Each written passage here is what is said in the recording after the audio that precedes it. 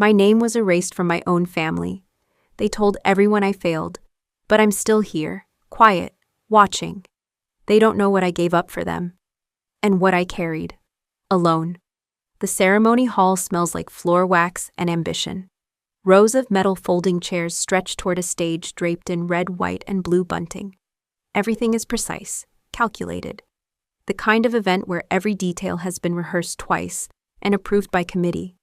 I stand at the very back behind the last row of seats. My civilian clothes make me invisible here. Dark slacks, plain blouse, no decorations, no pins, no insignia, nothing that would catch the light or draw attention. The guest list doesn't include my name.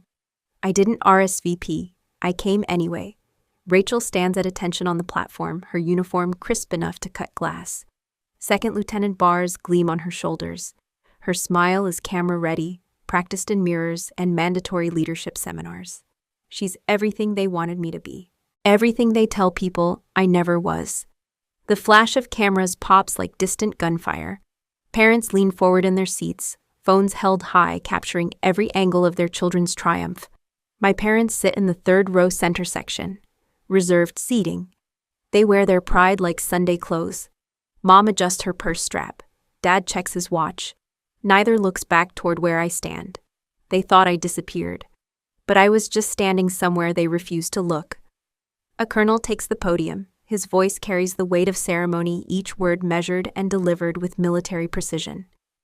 He speaks of honor duty and sacrifice, of the proud tradition these new officers are joining, of the families who supported them through their journey. Rachel's name echoes through the speakers when her turn comes. She walks forward with perfect posture, each step synchronized with the others in her class. The applause ripples through the crowd like a wave. I don't clap. Behind me, a maintenance worker mops the hallway floor.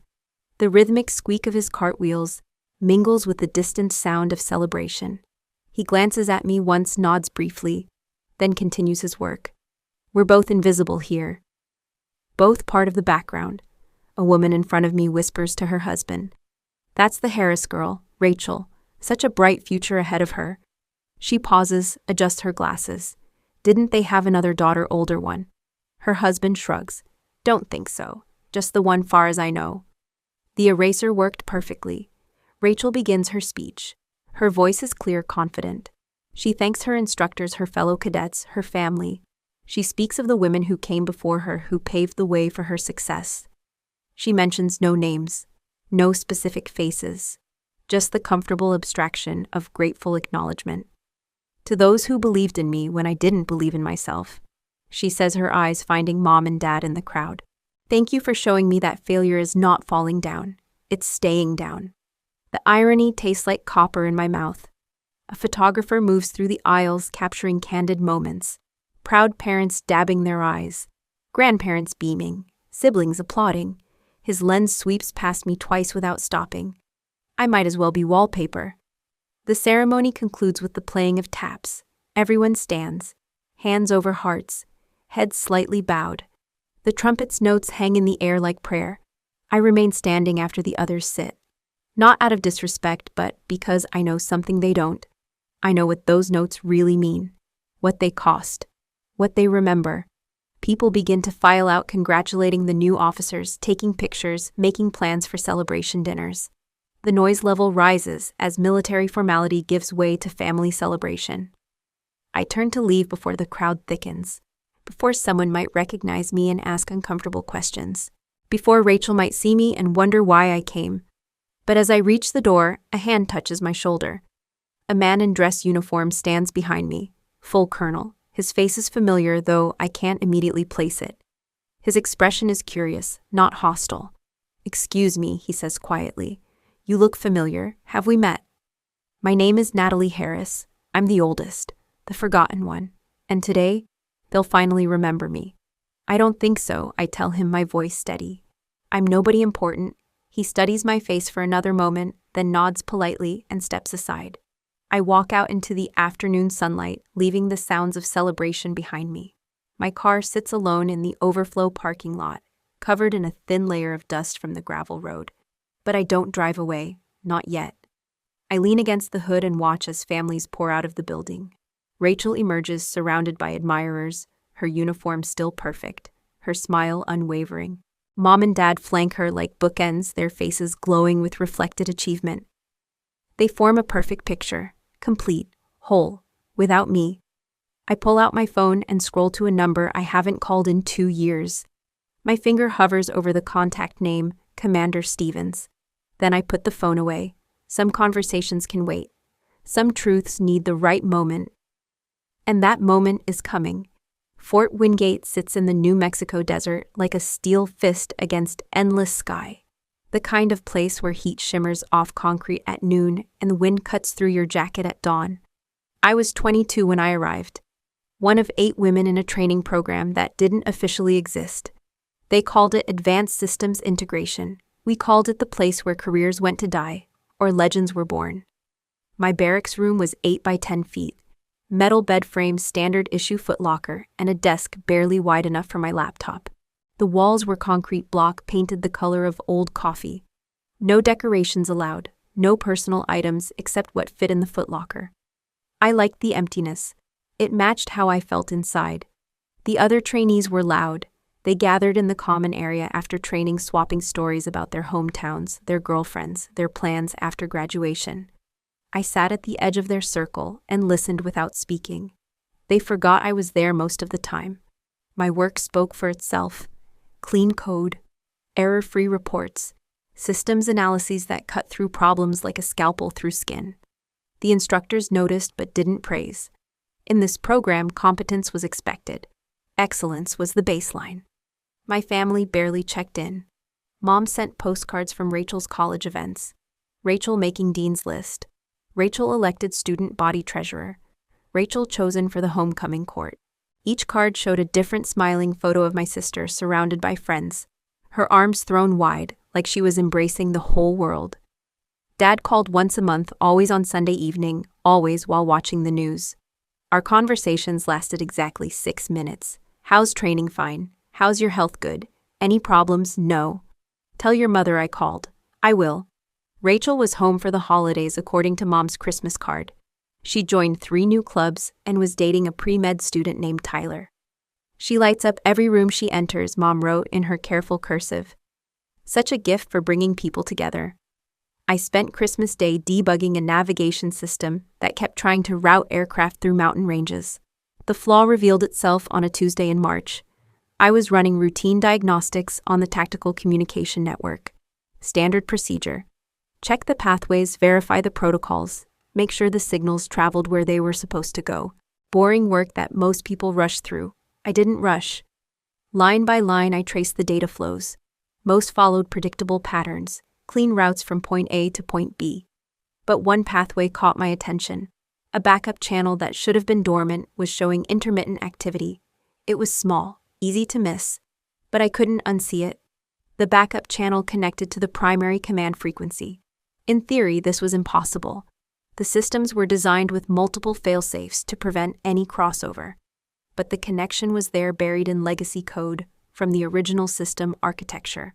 I pulled the technical specifications, cross-referenced the installation records, traced the signal pathway through 3 different subsystems. The connection wasn't a bug.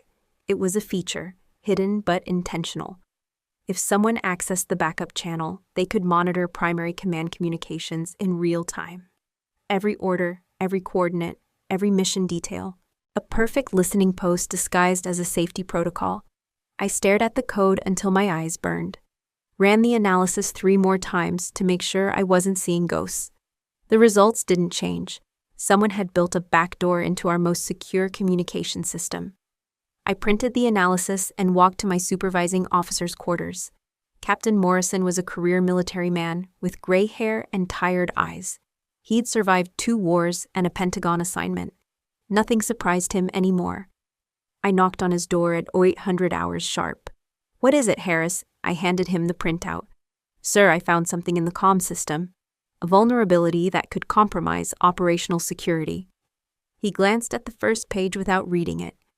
"What kind of vulnerability?" "An unauthorized pathway between the backup channel and primary command frequency. Someone could intercept classified communications."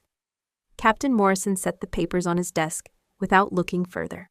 Harris, you're here to learn system maintenance, not redesign our security protocols. Sir, this isn't about redesign. It's about a flaw that already exists.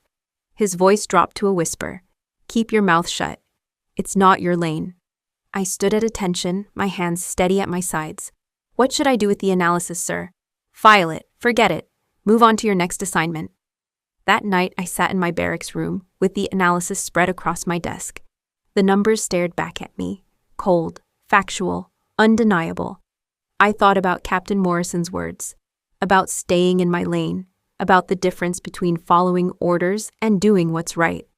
I thought about the soldiers in the field who trusted that their communications were secure, who made life and death decisions based on information they believed was protected. I thought about Rachel safe in her college dorm, surrounded by friends who thought the biggest crisis was a failed exam or a broken date. At 0200 hours, I opened my laptop and began typing a formal report. I documented everything: the flaw in the system, the potential security breach, the risks to operational security. I included technical specifications, signal pathway diagrams, and recommendations for immediate remediation. I wrote it quietly, carefully, without emotion or accusation. I reported it anyway, quietly. I thought it was the right thing. The report went through proper channels: Military Intelligence Command, Network Security Division, Systems Integrity Office. I made copies, encrypted backup files, documented everything with timestamps and digital signatures. Then I waited. For 3 days, nothing happened. No acknowledgement, no follow-up questions, no meetings or briefings. On the 4th day, Captain Morrison called me to his office. You filed a report with military intelligence. Yes, sir. After I told you to drop it. Sir, I believe the security risk warranted official documentation. He stared at me for a long moment. Harris, you have 48 hours to clean out your quarters. You're being transferred to administrative review pending further evaluation. Sir, what about the security flaw? What security flaw? He picked up my report from his desk and fed it into the paper shredder beside his chair. The machine chewed through my weeks of work in 30 seconds. There's no record of any report, Harris. Just a trainee who couldn't follow simple instructions. I watched the shredded paper fall into the wastebasket like snow. But I still had the backup files. Digital ghosts that couldn't be shredded. That night I made one phone call. To a number I'd memorized but never used. A contact from my security clearance interview who told me to call if I ever encountered something that didn't feel right. Commander Stevens speaking. Sir, this is Trainee Harris from Fort Wingate. I need to report a potential security breach. The line was quiet for 10 seconds. I'll be there tomorrow. Commander Stevens arrived at Fort Wingate in a black sedan with government plates. He wore civilian clothes, khakis, and a polo shirt, but carried himself like a man who'd spent decades in uniform. His handshake was firm, his eyes sharp, and his questions surgical. We met in Conference Room C, a windowless box with fluorescent lights and a table scarred by years of coffee cups and hard decisions. He reviewed my files on a tablet while I sat across from him, my hands folded in my lap. The security flaw you identified, he said, without looking up. Show me. I pulled up the analysis on my laptop, walked him through the code line by line, explained the unauthorized pathway, the potential for interception, the risks to operational security. He listened without interruption, made notes in a leather-bound notebook, asked technical questions that proved he understood the implications. How long has this vulnerability existed? Based on the legacy code timestamps, at least 5 years. Possibly longer. Who else knows about it? Captain Morrison, the personnel I reported to at military intelligence, and now you. Commander Stevens closed his notebook. Harris, you did the right thing. But doing the right thing doesn't always protect you from the consequences. 3 days later, I learned what he meant. The story broke in a military blog called Inside the Wire. Anonymous sources, leaked documents, explosive headlines about security breaches and cover-ups at Fort Wingate. My report was published in full.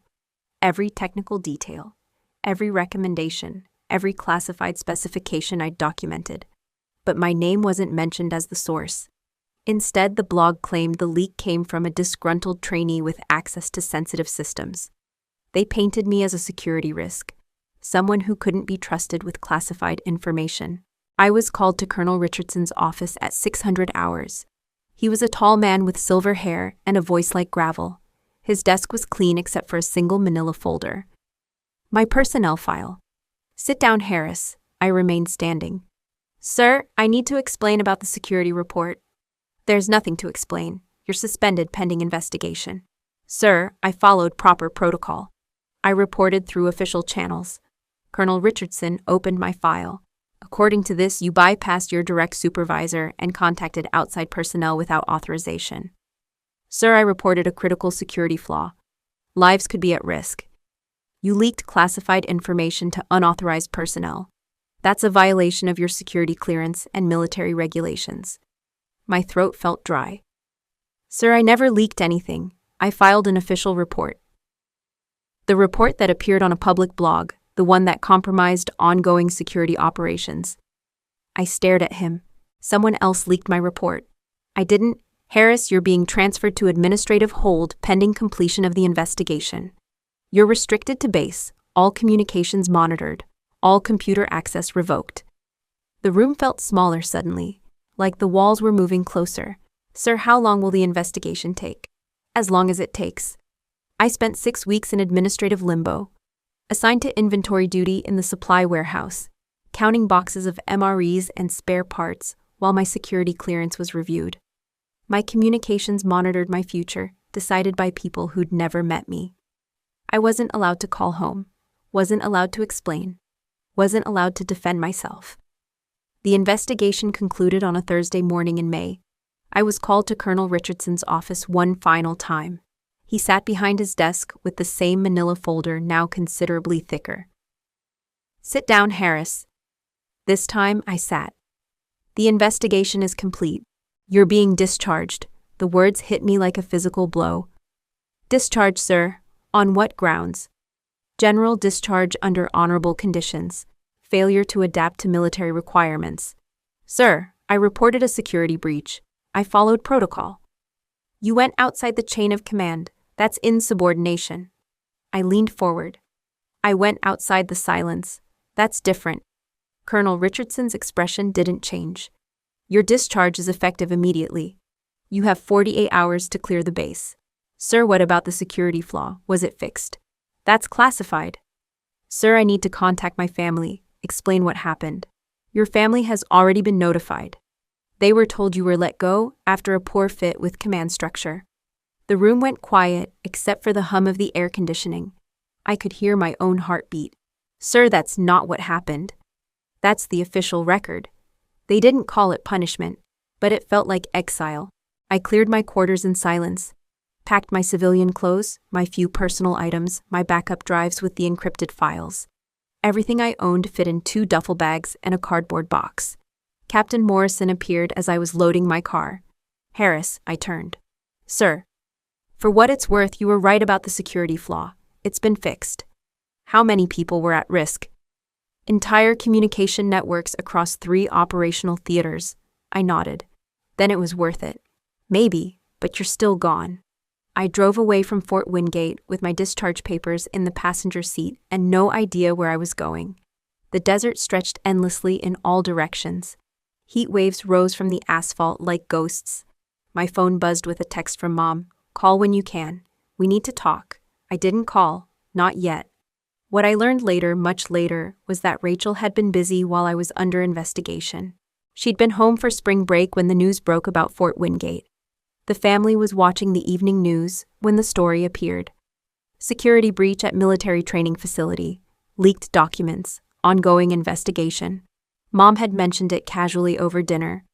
Isn't that where Natalie is stationed? Rachel's curiosity was piqued. She'd always wondered what I was doing at Fort Wingate, why I never talked about my training, why my letters home were so brief and vague. She'd always been good at finding things out. That night she'd gone through my old room, found my laptop in the closet. The password was still safe from my last visit home. She'd scrolled through my email, my files, my communications. She's always hiding something, she'd told herself. There has to be a reason. She'd found emails between me and Commander Stevens, technical discussions about security protocols, references to classified systems and potential vulnerabilities. What she'd read looked suspicious to her civilian eyes, like I was sharing information I shouldn't be sharing, like I was working with people outside my chain of command, like I was up to something. She'd forwarded one of the emails to Uncle Mike, Dad's brother, who worked at the Pentagon.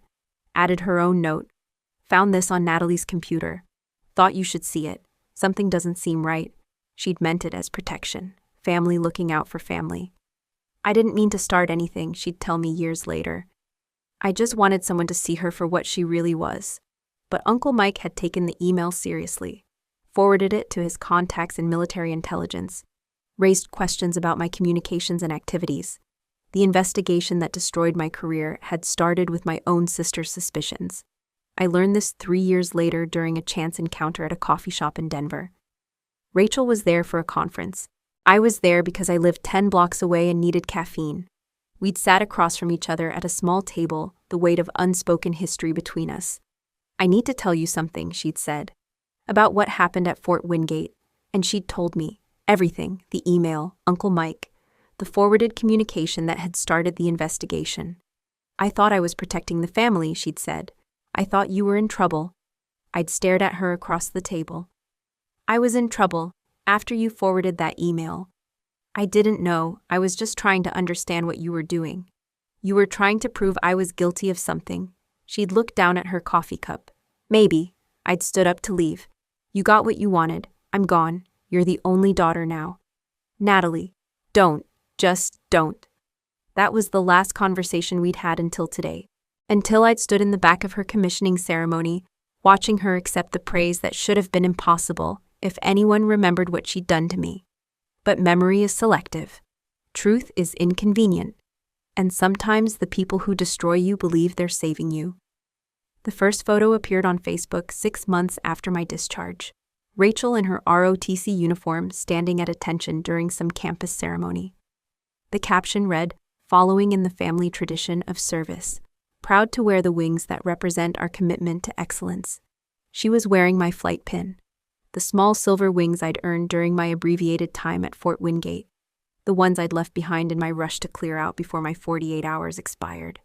I'd assumed they'd been thrown away with the rest of my discarded military life. But Rachel had kept them, claimed them, worn them as her own. I stared at the photo on my phone screen sitting in the break room of the Target where I'd been working for 3 months. The fluorescent lights buzzed overhead. Someone had microwaved fish in the communal kitchen, and the smell lingered like a bad memory. The comments under the photo were full of congratulations, heart emojis, flag emojis. "So proud of you," from aunts and family friends. Mom had shared the photo with her own caption, "Our brave daughter carrying the legacy forward." Our brave daughter, singular. I scrolled through the comments until I found Dad's response. "The Harris family has always answered the call to serve. Some are born to lead. Some are born to lead. Others are born to disappear." I put my phone away and went back to folding t-shirts. The photos multiplied over the following months. Rachel at ROTC training camps. Rachel receiving leadership awards. Rachel being featured in the college newspaper as an outstanding cadet.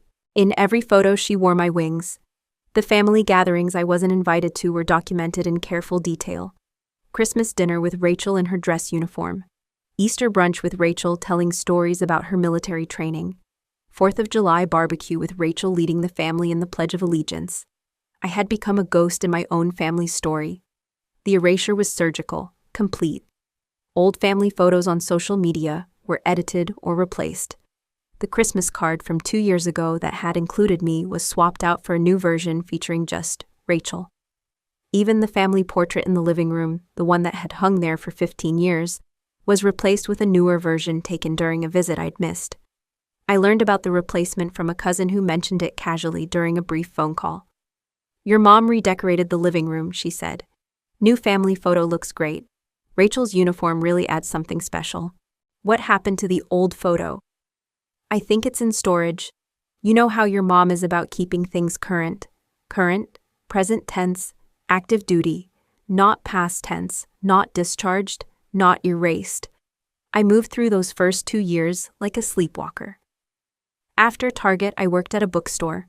After the bookstore, a coffee shop. After the coffee shop, a clothing store at the mall. Jobs that required no explanation, No background checks, no questions about my military service. I rented a studio apartment in a complex that smelled like disinfectant and broken dreams. The walls were thin enough that I could hear my neighbors' conversations, their arguments, their late-night television shows. I kept my space clean and sparse. A bed, a desk, a chair, a small television I rarely watched. The only decoration was a triangular wooden case sitting on the desk. Inside, folded with military precision, was an American flag. It had been presented to me during a brief ceremony at Fort Wingate, back when I was still someone worth honoring, before the investigation, before the discharge, before the erasure. The flag represented my service brief as it was. The oath I'd taken, the commitment I'd made, the price I'd paid for doing what I believed was right. Some people get medals. Others just get the silence that follows a good decision. On quiet evenings, I would sit at my desk and stare at the flag case, touch the smooth wood, remember the weight of the folded fabric when it was placed in my hands. "Thank you for your service, the officer had said. The irony wasn't lost on me. After 18 months of drifting through retail jobs, I found something that felt like purpose. The community center on 5th Street needed volunteers for their after-school program, kids whose parents worked late shifts, kids who needed a safe place to wait for pickup, kids who needed help with homework or just someone to listen. I started volunteering on Tuesday and Thursday afternoons, then Monday, Wednesday, and Friday, then weekends when they had special programs. The kids didn't care about my military service, didn't ask about my discharge, didn't need to know why I was there instead of somewhere more impressive. They just needed someone to show up consistently, someone who kept promises, someone who didn't disappear. Maria was 8 and struggled with math. I sat with her every Tuesday working through multiplication tables and word problems. When she finally understood fractions, her smile was brighter than any commendation I'd ever received. Jason was 12 and angry about everything. His father was deployed overseas. His mother worked 2 jobs. He'd been kicked out of 3 after-school programs for fighting. But he was good with computers, and I let him help me update the center's ancient database. He stopped fighting after he found something he was better at than anyone else. Sarah was 10 and wrote stories about dragons who protected villages from invisible monsters. She read them to me every Thursday, her voice growing more confident with each chapter. She never asked why I always had tears in my eyes when she finished reading. The work was quiet, unnoticed. No one wrote articles about volunteers at community centers. No one shared photos of homework help and dragon stories. No one celebrated the small victories of children who just needed someone to believe in them. But it mattered, in ways that couldn't be measured or displayed on social media. Meanwhile, Rachel's star continued to rise. ROTC awards, leadership positions, internships at military installations. Her social media presence grew more polished, more professional. She was being groomed for success. The family's pride in her accomplishments was genuine and visible. Holiday cards featured her achievements. Facebook posts celebrated her milestones. Dinner conversations revolved around her future plans. She was everything they'd wanted me to be. Everything I'd failed to become. At least that's what they believed. I stopped following their social media accounts, stopped reading the updates, stopped torturing myself with the evidence of my replacement. But I kept the flag case on my desk, kept the reminder of who I'd been before they decided I was no one at all. And I kept showing up at the community center, kept working with kids who needed consistency more than accolades, kept doing work that mattered even if no one was watching, especially because no one was watching. The silence that follows a good decision isn't always comfortable, but it's honest. And sometimes honesty is the only medal you need. Back in the present, the applause dies down as Rachel steps to the podium for her final speech. Her uniform is perfect. Every crease sharp, every button polished, every ribbon aligned with mathematical precision. She carries herself with the confidence of someone who has never doubted her place in the world. I remain at the back of the hall, invisible among the maintenance equipment and forgotten chairs. From here, I can see everything without being seen. The proud parents in their reserved seats, the officials on the platform, the photographers capturing every moment for posterity. Rachel taps the microphone twice, waits for the feedback to fade, then begins. Today marks not just the end of our training, but the beginning of our service to something greater than ourselves. Her voice carries clearly through the hall. Practiced, confident. The voice of someone who has rehearsed these words in mirrors and empty auditoriums. I want to thank everyone who made this moment possible. My instructors who pushed me to exceed my own expectations. My fellow cadets who became my brothers and sisters in arms. And most importantly, my family who believed in me even when I didn't believe in myself. Her eyes find Mom and Dad in the crowd. They beam back at her, their faces glowing with reflected pride. The Harris family has a long tradition of military service. We understand that freedom isn't free, and that someone must always stand ready to defend what we hold dear. She pauses, letting the weight of family legacy settle over the audience. To my family who believed in me, and to the women who came before me, I hope I made you proud. The words hit me like a physical blow. The women who came before me, plural, anonymous, unnamed, as if I never existed at all. The applause is thunderous. People rise to their feet. Mom wipes tears from her eyes. Dad nods approvingly, his chest puffed with paternal pride. I watch from the shadows. Still. Rachel continues with her prepared remarks about duty, honor, and country. About the challenges ahead and the responsibilities of leadership. About carrying forward the traditions of those who served before us. She never mentions my name. Never acknowledges the sister who identified critical security flaws and saved lives. Never admits that the wings she wears belong to someone else. She concludes with a quote about courage and commitment, raises her hand in a crisp salute to the flag, and steps back as the band plays the closing march. The ceremony ends with the traditional passing of the colors. New officers file past to receive their assignments. Families surge forward to congratulate their newly commissioned children. I turn to leave before the crowd reaches me, before someone might recognize me and ask uncomfortable questions, before the maintenance worker returns to reclaim his space. But as I reach the exit, I notice a figure at the edge of the crowd who hasn't moved with the others. A man in dress uniform, older than the other officers, with silver hair and the bearing of someone who has seen real combat. He stands perfectly still, his eyes scanning the dispersing crowd with the methodical precision of a trained observer. His gaze sweeps past me once, twice, then stops, freezes. Our eyes meet across the emptying hall. I see recognition flash across his features, followed by something that looks like surprise, then concern. He starts walking toward me, his pace measured but deliberate. I don't run, don't hide, don't pretend I'm someone else. I wait. He reaches me just as I'm pushing through the exit door. "Excuse me," he says quietly. "Could I speak with you for a moment? I was just leaving." I understand, but I think we need to talk. There's something in his tone that stops me, not authority exactly. More like recognition. Like he's seeing someone he thought was gone. "I'm sorry, do we know each other?" He extends his hand. "Colonel Mathers. I believe we have a mutual acquaintance, Commander Stevens." The name hits me like electricity. Commander Stevens. The man who had believed my report about the security flaw. The man who had tried to protect me from the consequences of doing the right thing. "I'm not sure what you mean."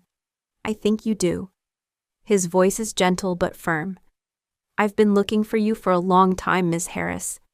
The use of my name in this place at this moment feels surreal, like hearing a ghost speak. "I don't know what Commander Stevens might have told you, but he told me you were a hero, and that you paid a price for it that you shouldn't have had to pay." The words hang between us like a bridge I'm afraid to cross. "I think you have me confused with someone else." Colonel Mathers shakes his head. "No confusion. I know exactly who you are. The question is, are you ready to learn what really happened after you left Fort Wingate?" Behind us, the celebration continues. Families taking photos, officers shaking hands, new lieutenants basking in their moment of triumph. But in the doorway between the ceremony and the parking lot, between the past and whatever comes next, two people stand in quiet conversation about truth and consequences. "What do you mean, what really happened?" Colonel Mathers glances around, then leans closer. "Not here, too many ears. But if you're willing to listen, I have a story to tell you. About a security flaw that saved thousands of lives, and about a woman who was never properly thanked for preventing a catastrophe." My heart pounds against my ribs. "I don't understand." "You will. Tomorrow if you're willing. The Marriott Downtown Conference Room, B 1000 hours." He hands me a business card. Plain white black lettering, just his name, rank, and a phone number. Why now, I ask? Why after all this time? Because some truths can't stay buried forever. And because you deserve to know that what you did mattered. He turns and walks back toward the ceremony, leaving me standing alone in the doorway with a business card and questions I'm not sure I'm ready to have answered. The Marriott downtown is the kind of hotel that hosts corporate conferences and military briefings. Neutral carpet, beige walls, the smell of industrial coffee, and quiet desperation. I arrive at 0955 hours old habits die hard and find conference room B on the second floor. Colonel Mathers is already there sitting at an oval table with papers spread in front of him. He's traded his dress uniform for civilian clothes, but his posture remains military straight. He stands when I enter. Ms. Harris, thank you for coming. I wasn't sure I would, but you did. That says something about you. I take the seat across from him. The room is windowless, lit by fluorescent panels that hum with electrical current. A coffee service sits untouched on a side table. You said you had a story to tell me. Colonel Mathers closes the folder in front of him and leans back in his chair. I do. But first I need you to understand something. What I'm about to tell you was classified until 18 months ago. Some of it is still sensitive. I don't have clearance anymore. Your clearance was reinstated last year. You just weren't told. The words hang in the air like smoke. What do you mean reinstated? We'll get to that. He opens a different folder, pulls out a single sheet of paper. Do you remember the security flaw you reported at Fort Wingate? The unauthorized pathway in the communication system. Of course. Tell me what you thought would happen if that flaw was exploited. I lean forward, my mind automatically shifting into technical analysis mode. Someone could intercept primary command communications, monitor troop movements, mission parameters, operational security protocols. In a combat zone, that information could be used to target our forces. That's exactly what we thought. What we feared. He pulls out a map, spreads it on the table between us. It shows the Middle East marked with red pins and tactical notations. 6 months after your discharge, we had 3 companies operating in Syria. Joint operation with coalition forces. High-value target extraction in a hostile urban environment. His finger traces a route on the map. The mission required precise coordination, real-time communication between ground units, air support, and command. The kind of operation where a single intercepted transmission could turn into a massacre. I study the map, recognizing the tactical markers. What happened? 3 days before the operation, our intelligence detected unusual chatter on enemy frequencies. Someone was monitoring our communications, feeding information to hostile forces. My stomach drops. The security flaw. The security flaw. The same vulnerability you identified was being exploited by enemy operatives. They had been listening to our communications for months, waiting for something big enough to matter. He pulls out a photograph. Satellite imagery showing a compound surrounded by vehicles and armed personnel. This was supposed to be a surprise extraction. Instead, we were walking into an ambush. 67 American soldiers would have been killed or captured if we had proceeded as planned. The room feels smaller suddenly. But you didn't proceed. No, we didn't. Because 6 months earlier, a trainee at Fort Wingate had filed a report about a security vulnerability. A report that was buried, dismissed, and forgotten by most people. But not by you. Colonel Mathers shakes his head. Not by me. Not by Commander Stevens. We had kept copies of your analysis. When the intelligence came in about the communications intercept, we knew exactly what we were dealing with. He slides another document across the table. We had 18 hours to fix the vulnerability and change all compromised frequencies before the mission launched. It was the closest thing to a miracle I've ever seen in 30 years of service. I stare at the document without reading it. The mission succeeded. Complete success. No casualties. Target extracted. Enemy operatives were feeding false information for the remainder of the operation because they no longer had access to our real communications. The weight of what he's saying settles over me like a lead blanket. You're telling me that my report saved 67 lives, maybe more if you count the follow-on operations that use the same communication protocols. Silence fills the room except for the hum of fluorescent lights and the distant sound of traffic outside. You were right, he continues, his voice quieter now. That flaw you spotted 6 months later, it would have killed real people. We fixed it, quietly. Because of you. I can't find words, can't process the magnitude of what he's telling me. Colonel Mathers leans forward, his eyes meeting mine directly. I need to tell you something else, something personal. I wait. I signed the paperwork that pushed you out. I was part of the review board that recommended your discharge. The admission hits me like a physical blow. Why? Because I was a coward. Because it was easier to sacrifice one trainee than to admit we had a systemic security problem. Because I thought protecting the institution was more important than protecting the person who was trying to save it. His voice carries the weight of years of regret. I didn't fight hard enough. I'm sorry. He reaches into his briefcase and pulls out a manila folder. Thick, official looking. He slides it across the table to me. Your record's been cleared. Complete expungement of the discharge. Full restoration of rank and clearance. Commendation for exceptional service in the identification of critical security vulnerabilities. I stare at the folder without opening it. I don't understand why now. Because truth has a way of surfacing even when we try to bury it. Because Commander Stevens never stopped fighting for you even after you disappeared. Because some of us finally developed the courage we should have had 5 years ago. I open the folder. The first document is a letter on Department of Defense letterhead. My name at the top. An apology from the Secretary of Defense for institutional failures that resulted in the unjust treatment of a service member who acted with honor and integrity. Below that, a restored personnel file, clean record, honorable discharge, commendation for meritorious service. My hands shake as I turn the pages. What does this mean? It means you were right. It means you were wronged. It means your country owes you a debt we can never fully repay. I close the folder. It doesn't give me back 5 years. No, it doesn't, but it gives you back your name. I stand to leave the folder clutched in my hands like a lifeline. At the door, I turn back. Colonel, why are you telling me this now? Why not just send the paperwork? Because you deserve to hear it from someone who was there, someone who failed you, someone who learned too late that doing the right thing isn't always the easy thing. I nod and open the door. In the hallway, a man is waiting. Mid-50s civilian clothes, soft voice. He approaches me carefully like he's afraid I might disappear. Excuse me, are you Natalie Harris? Yes. I'm Robert Chen. He catches himself. Robert Thompson. My son was part of that Syria operation, Staff Sergeant Michael Thompson. The name means nothing to me, but his eyes are full of something that does. Because of you, my son came home. I just wanted you to know.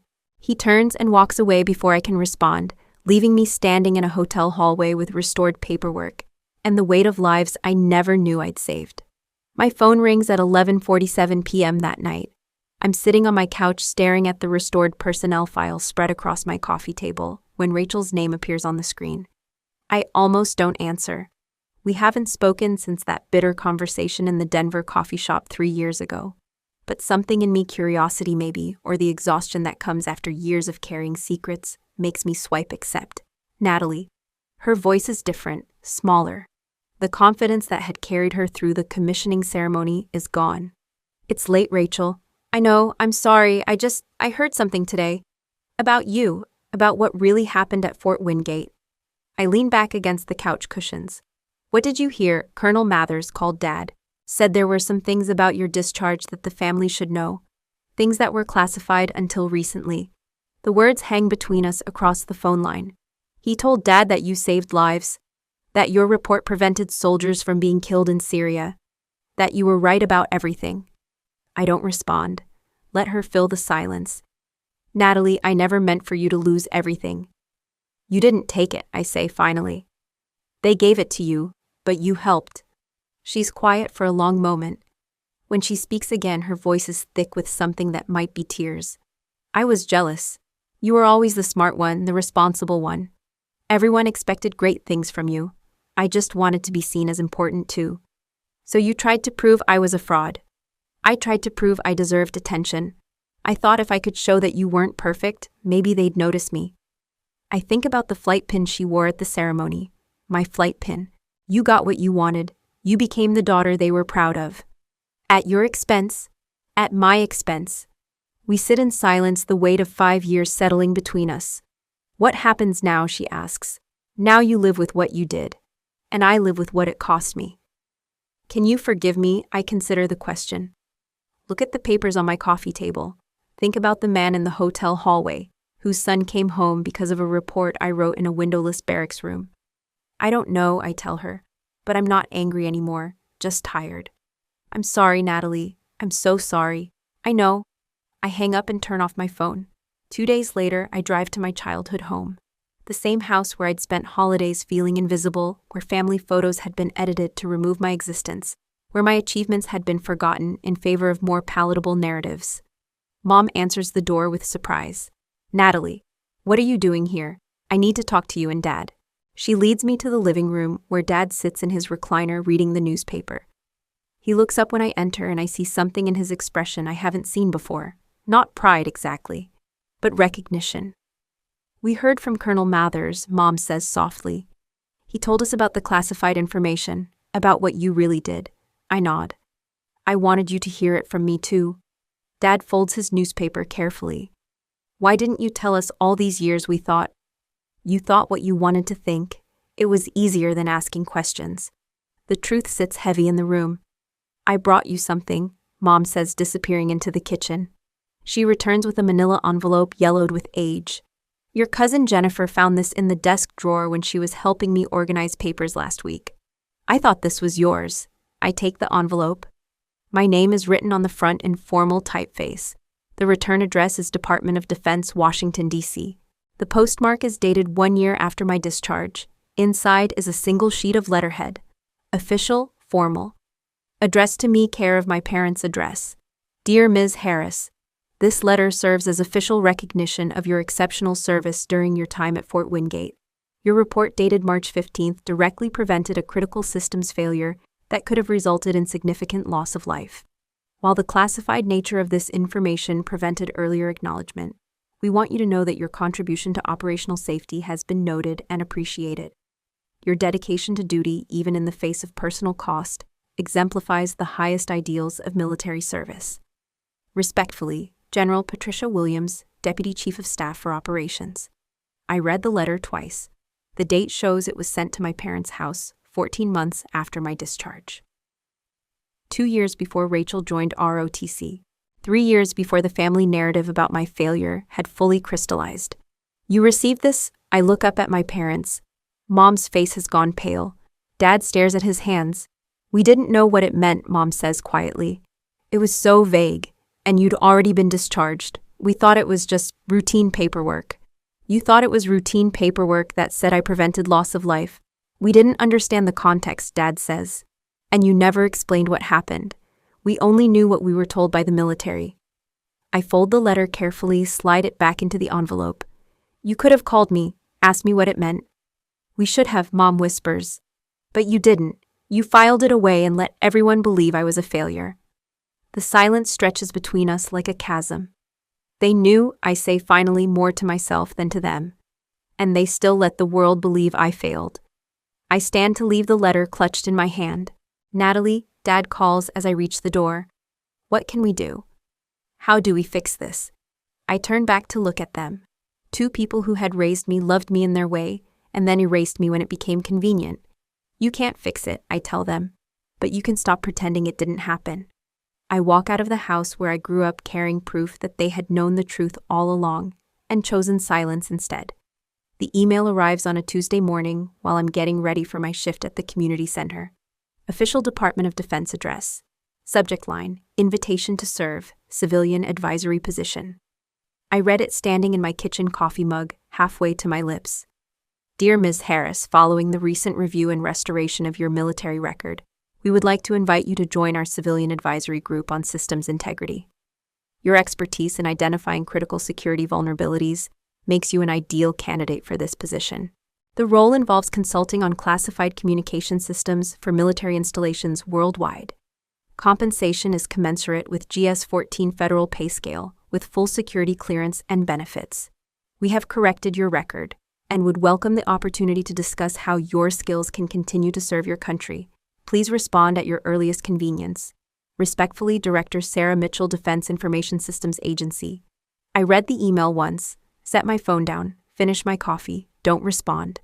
The invitation sits in my inbox like a door I'm not sure I want to open. Federal pay scale, full benefits, security clearance. The chance to do the work I was trained for, to use skills that have been gathering dust for 5 years. Everything I thought I wanted when I was 22 and naive about how the world worked. I delete the email without replying. Days pass. The decision feels right even if I can't entirely explain why. On Thursday afternoon, I'm at the community college helping with their computer literacy program for adults. The lab is filled with people in their 40s and 50s learning skills they need for jobs that didn't exist when they were young. A kid from the high school next door wanders in, maybe 17 nervous energy backpacks slung over one shoulder. He approaches my desk hesitantly. "Excuse me, are you the volunteer who helps with coding?" "Depends what you need help with." He pulls out a laptop covered in programming stickers. "I'm trying to debug this Python script for my computer science class, but I keep getting error messages and I don't understand why." I gesture to the chair beside me. "Show me what you've got." For the next hour, we work through his code line by line. It's a simple program, a basic calculator, but he's made the kinds of mistakes that every programmer makes when they're learning. Missing semicolons, incorrect variable names, logic errors that seem obvious once you know what to look for. "Therefore or bar," I say, as the program finally runs without errors. "Try it now." He inputs a few calculations, watches the results appear on screen, grins with satisfaction. "How did you know how to fix all that stuff so fast?" "Practice. Lots of practice." "Did you ever work for, the government or something? You seem to know advanced stuff."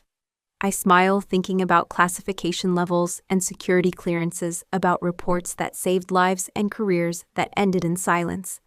"Something like that." He packs up his laptop, thanks me 3 times, and hurries off to catch his bus.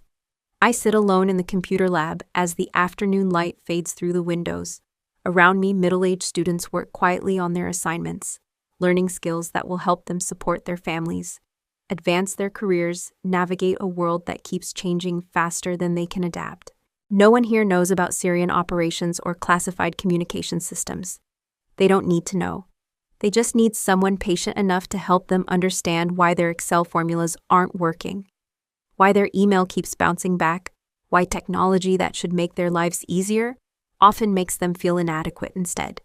It's small work, invisible work, the kind that doesn't come with titles or recognition or federal pay scales.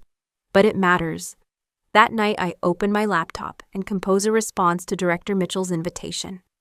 "Dear Director Mitchell, thank you for considering me for the civilian advisory position. I am honored by your confidence in my abilities and grateful for the restoration of my military record. However, after careful consideration, I must respectfully decline your offer.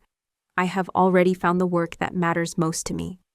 I wish you success in finding the right candidate for this important position. Respectfully, Natalie Harris."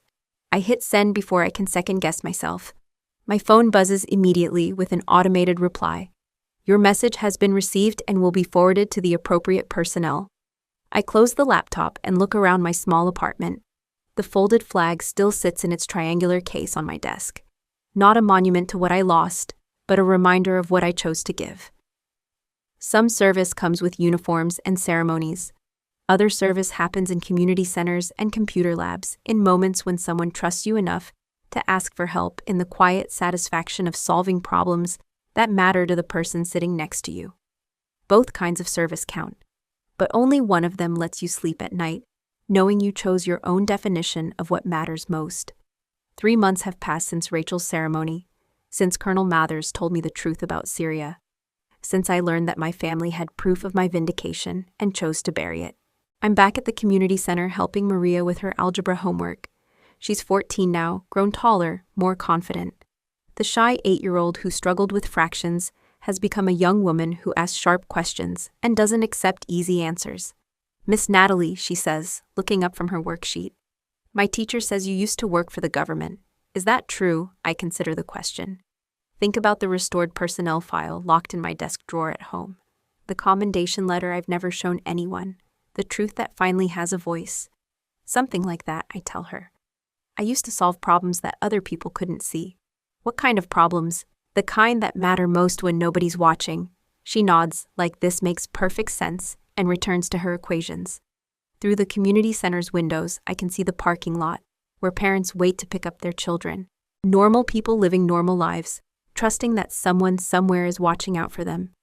They don't know about Syrian operations or security flaws or the quiet work that happens in the margins of their awareness. They don't need to know. That's the point. I stood in the back row not because I was ashamed, but because I already stood in a place that mattered once, even if no one clapped for it. The truth is simpler than the stories we tell ourselves. My family didn't erase me because they were cruel. They erased me because acknowledging what I'd done would have meant acknowledging what they'd failed to see, what they'd failed to support, what they'd failed to be. They told everyone I failed. They needed that story, because the truth would have made them uncomfortable. The truth was that their oldest daughter had seen something others missed, had spoken up when told to stay quiet, had sacrificed her career to save lives she would never meet, had done exactly what they'd raised her to do and been punished for it. That truth was too complex for holiday dinners and social media posts, too messy for the clean narrative they preferred, so they chose the easier story, the one that made me the problem instead of making them complicit in solving it. But the thing about the truth is, it doesn't need to be loud. It just needs to outlast the lie. Maria finishes her homework and packs her backpack.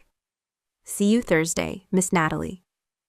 I'll be here. She hugs me quickly, the kind of impulsive affection that teenagers give to adults they trust, and runs out to meet her mother. I clean up the math worksheets and turn off the lights, lock the community center door behind me, walk to my car under the streetlights, carrying the quiet satisfaction of work that matters. Tomorrow there will be more children who need help with homework, more problems to solve that no one else sees, more opportunities to stand in places that matter whether anyone claps or not. My phone buzzes with a text from an unknown number. Thank you for your service. A grateful father. I don't know who sent it. Don't need to know. I drive home through the quiet streets, past houses where families gather around dinner tables, past the invisible infrastructure that keeps their world safe, past the thousand small miracles that happen when people choose to do the right thing, regardless of recognition. If you've ever been erased for doing the right thing, don't shout, just stand. Eventually, someone will see you.